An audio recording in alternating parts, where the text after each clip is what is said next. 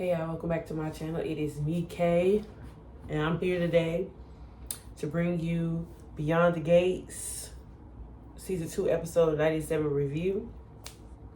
Y'all, I'm not even gonna lie to you. I'm probably gonna be rambling a whole lot during this video. Because first of all,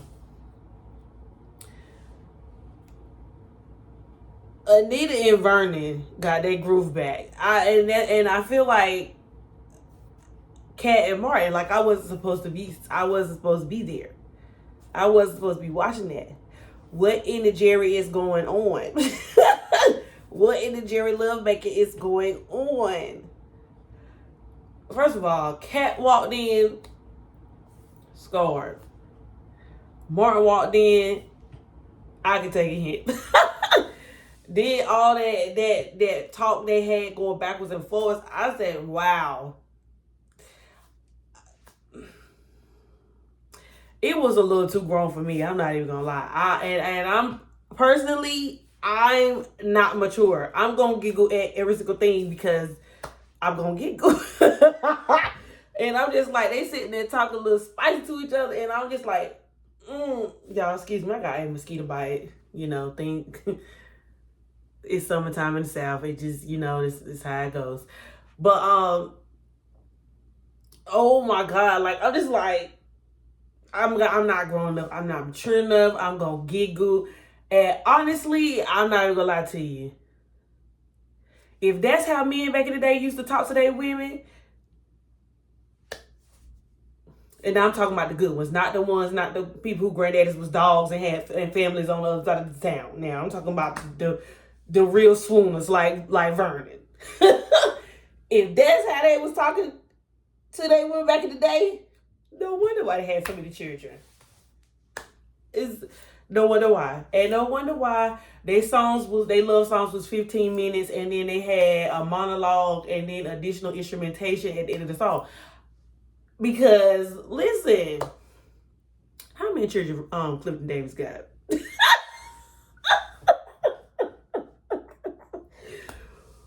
Whew. And see, them men back then, they used to beg. And no wonder why the woman had the dinner cooked and had the big piece of chicken waiting for her husband when she came home. Because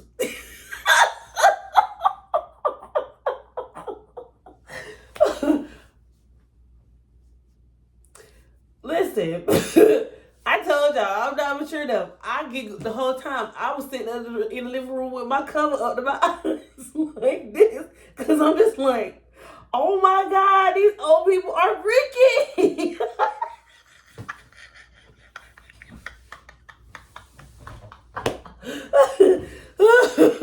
Okay, y'all. Okay, I'm done. Whew. Jesus. Shout out to the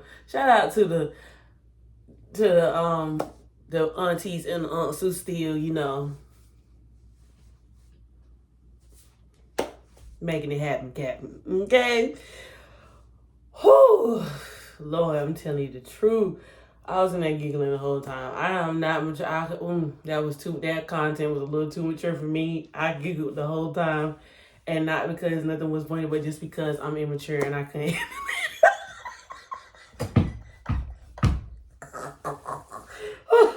Okay, y'all. Whew. Outside of Kat and Martin being scarred and going down to Uptown and getting them a scotch and a double scotch. Martin and Kat was at Uptown with Chelsea, trying to get down to the nitty gritty, okay? Martin was basically filling in Kat and Chelsea about Smitty working on the case, letting them know that Smitty is the one who gave Jacob the tip about the plasma ring, and that Jacob and Smitty was working closely the whole time. No one knew. And then Kat was like, I knew it. Chelsea, you remember when we was down to the country club, and Jacob and Smitty we caught them having a little powwow, whatever, and they was doing the most. And then, she was putting two and two together. Because y'all know Kat thinks she Carmen Sandiego. She is going to get down to the bottom of it, okay? She's going to get down to the nitty gritty. She is going to find out the necessary information that need to be found out. Period. Leslie and Haley were at the country club for a good long time. And this ain't the first time that Leslie done called Haley on her bluff. Leslie can see right through Haley. She said, it takes a gold digger to know a gold digger. She said, girl, we know you ain't just no trophy wife. We know that you trying to get your bag and dip. It's obvious. And you know, everybody thought that about Haley, but the fact that it's Leslie that's saying this to her, Leslie was like, I know a trick when I see one. And she gave her phone number and was like, if you ever need a friend, let me tell you something. Trisha Grant, man, she has beautiful hair. I mean, the way it's styled, and it's so thick, long, healthy, and full, and always looks moisturized. Yes. And I always love her dresses. They always just so, they fit. And it's like, it gives her like a shape. And then the colors, the patterns, the textures. I'm just like, yes, ma'am. When I get her age, I want to be bad like that. Yes, snap. That is a fox, okay? That is a fox. Anyway, yes, Leslie's not playing with Haley. And Haley just sitting there, deny ain't the river in France no more. She said, I don't know what you talk about. My name Bennett. I ain't in it. Girl, you know nothing. And then Haley was like, girl, if you ever need anything, you can let me know. And she was like, Haley was like, girl, why would I need you? I am Bill Hamilton's wife. Girl, you just gonna stay saying you Bill Hamilton's wife till you can't say it no more. Haley, girl, I can't wait till you get busted. I just can't wait. Mind you, Joey done talked to dang near everybody today. Okay? Joey done talked to, well, he said he had talked to Elon, but Joey has summoned Bill down to the police station. And see, I think Joey is messing up. Joey is messing up. And he used to get mad at Randy, but it's him because Joey, you got your business affairs, right? And you got these people who are in upper, places, and you think you got all these ties and, all this dirt and all this tea on these people. And because they did cahoots with you, or they was in cahoots with you about some things, or you handled some things for them and you holding some of their tea a little bit, you think you could just hold that over their head and think every time you think that they step out of line with you, that you want to just try to pull their car or remind them that, if I go down, you're going down. Well, Joey, guess what? If they go down, first of all, they ain't going to go down. Ain't nobody going to believe them over you. They are trusted people in this community. They got multiple people who have nothing but good words to say about them. Nobody in that community have nothing to say good about you. And so it's just the fact that, okay, well, you say you're not involved in this platinum ring, but you got people who know the impaler or the impaler want to speak to you.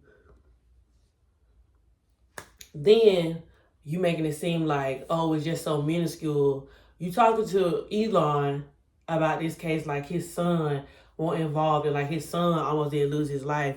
And you talking to Bill talking about so you need to retain his services because, people are blaming you because Jacob almost got in trouble like his daughter ain't married to Jacob. Joey, did you think any of this through? Because it's not giving you dead, gang. Like, I don't understand. And okay, so what? It's even if you do try to spray them on your way down, it's your word over theirs. For all the people you think you spraying, they'll all band together and make you look like the fool. Don't get this twisted. This is the Dupprees. And Elon is attached to the Dupprees, and Bill is still attached to the Dupprees, whether they've removed or not.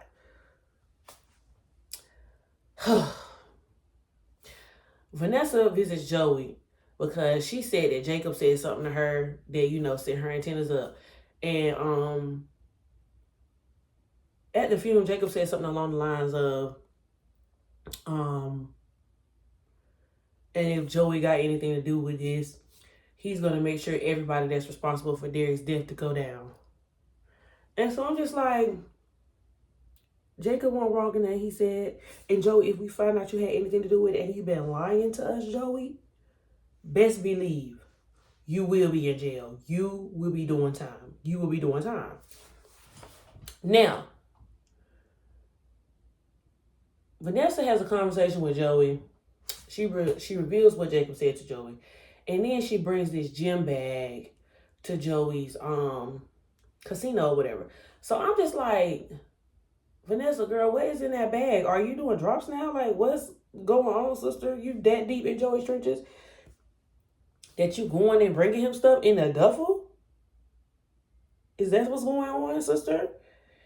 But she says while she was at the country club that she went and cleaned out Doug's locker. And so you can see as she's telling Joey about this, how emotional she is about it.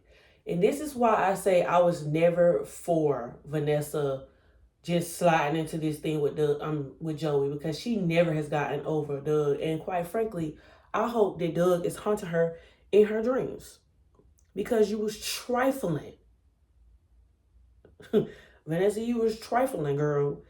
And you was like Doug go said, you was flaunting him around. You was flaunting Joy all around town and flaunting a relationship in his face where y'all still whole married and going home to each other.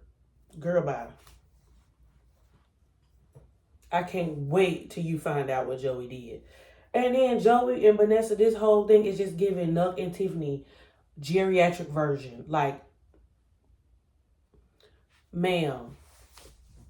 And Joey talking about some, well, if you ever, and she's telling Joey all this stuff about how she want to keep going and she want to redecorate her house and she got some offers, some people want to buy the house and all this, that, right?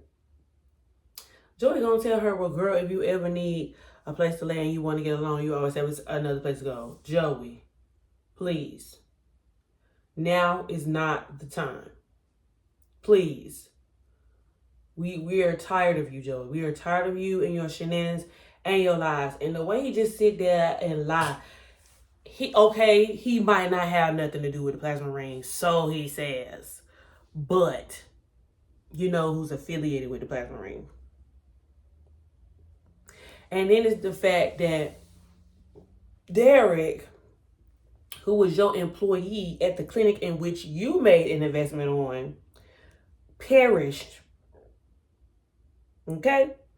He perished. And obviously you can see those of the community are hurt and devastated about him going on to be with the Lord. Now, for the meat and potatoes of the episode, Jacob and Naomi. I'm glad we are finally getting to see Jacob address his feelings. Because we've been seeing Jacob kind of like, not wallow, but kind of just sit in guilt for episodes. And during this time where they're talking, I just wanted both of them to bare their souls to each other. And it seems like we kind of just went across the surface. Well, it looked like Jacob kind of buried his. I was waiting for Naomi to spill the beans. And when are we going to get an episode when she spilled the beans? Because I need her to be telling everything. Yeah, she just said to Jacob that she was losing it. But I needed her to go into a little bit more detail. And I needed a little bit more emotion, because we had to watch her sulk and live in terror and anxiety after she acted like she didn't care about this man, or with her questioning whether her marriage was over with or not. And now she finds out something about her health and she's withholding information from this man. But then something that's about to happen to him, or something could have happened to him, I don't know. I don't know if I feel like the burden that she bore was properly depicted on screen. I don't know. And maybe that's just me. You know what I mean? But nonetheless, Jacob is dealing with a serious case of survivor's guilt. And I just want to say that Jabri, the guy who plays Jacob, he nailed it. I bought what he was selling. I mean, my God, I really felt like, you know, I understood that duality between him being the police officer and then him being the best friend.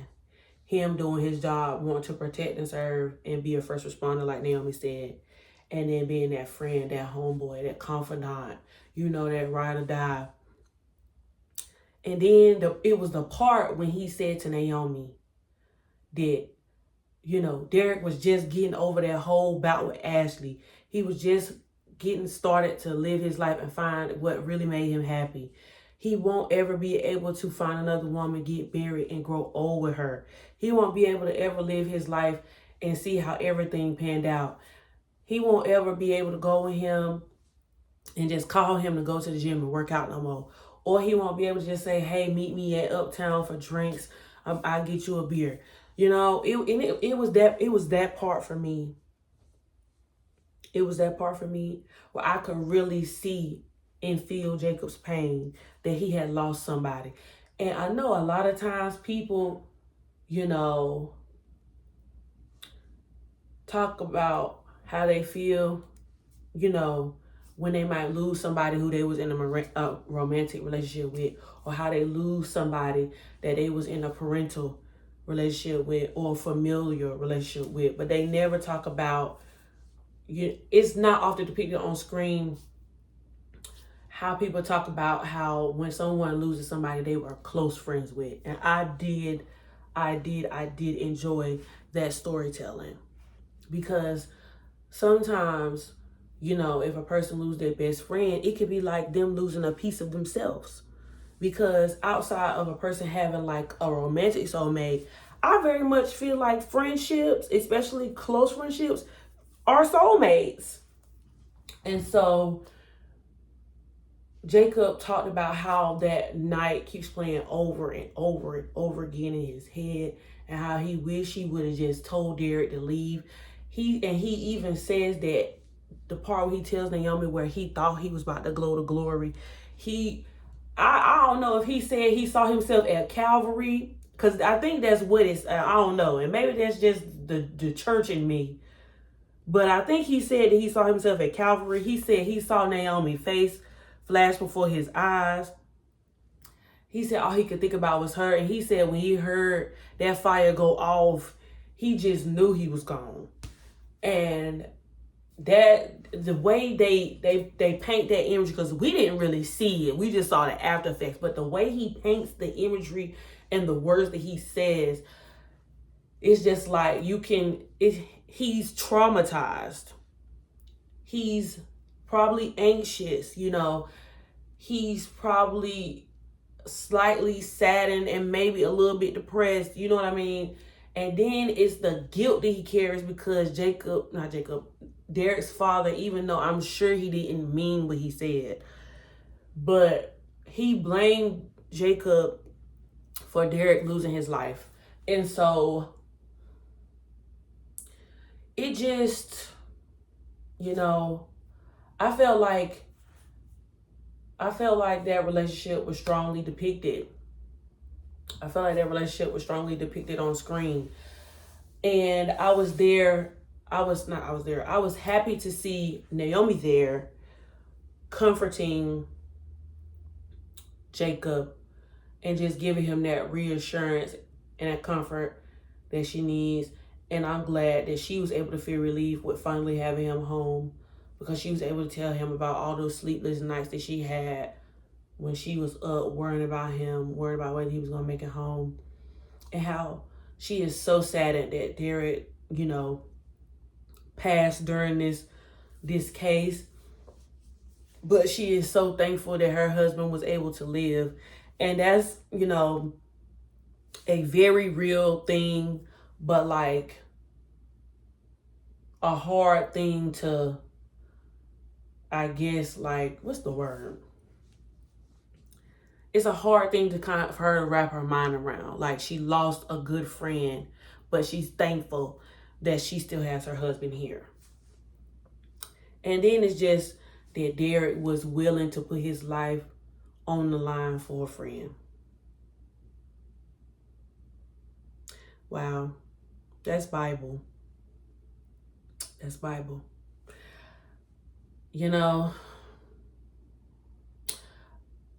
but like I said, I was just glad that we finally was able to address how Jacob felt, because I felt like we was on Ashley and how she felt for 30 days and 30 nights.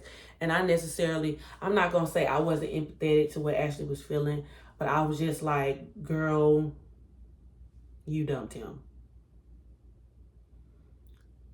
Where is his family? Where is Jacob? That's what I want to see. I don't want to keep going back and forth with Ashley. No shade. But like, I feel you, Ashley. I'm praying for your comfort and your peace, girl. Where's Jacob? You know? And then it's just the fact that, like, that whole situation that went down wasn't Jacob's fault. But he very much feels like it was his fault. And so, I can only imagine. But like I said, the actor that played Jacob's part nailed it. 10 out of 10, no no's. What else? I think that was all. We didn't really see much of anybody this episode. The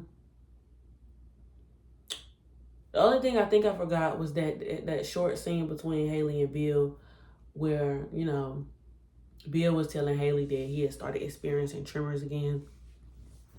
I'm like, Bill, if you don't go to the hospital and stop playing, you already been through this before. You already collapsed one time.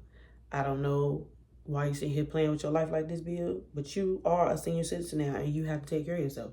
You can't just be out here just knowing something's going on and you just ignoring it because you're trying to see if you are right or not. No. You want to handle it before it's too late. You don't want to just be out here just, you know, going about things all willy-nilly. And then it's just Haley sitting there. Just little. She's the devil. She is the devil. Knowing that you're putting that stuff in that man's drink. And that's probably what's got him trembling and stuff. Just, you ain't right. And I can't wait until Leslie be able to throw that in your face. Because it just seems like, you know, everybody knows that Haley is a gold digger. Everybody knows that Haley is using Bill. But it's kind of like everybody is turning like a blind eye to it.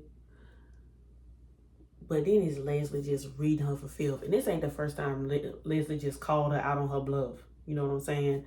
I mean, the girl Peachy sat down. And then it's just like she's trying to like join forces or something. I just don't know. Y'all, I don't know if we need Leslie and Haley to have an alliance. We already got Vanessa trying to be a backstabber and be friends with Haley and being friendly with her. It's already too much. But then Haley, we don't even like Haley for real. You know what I mean? But yeah, y'all, that's all I got for episode 97. I will be back with episode 98. After today's episode 98 airs, we will only have 2 episodes remaining before season 2 is completed, and then we will be beginning season 3. So yeah, y'all, like, comment, and subscribe, and I'll be back with more videos. Deuces.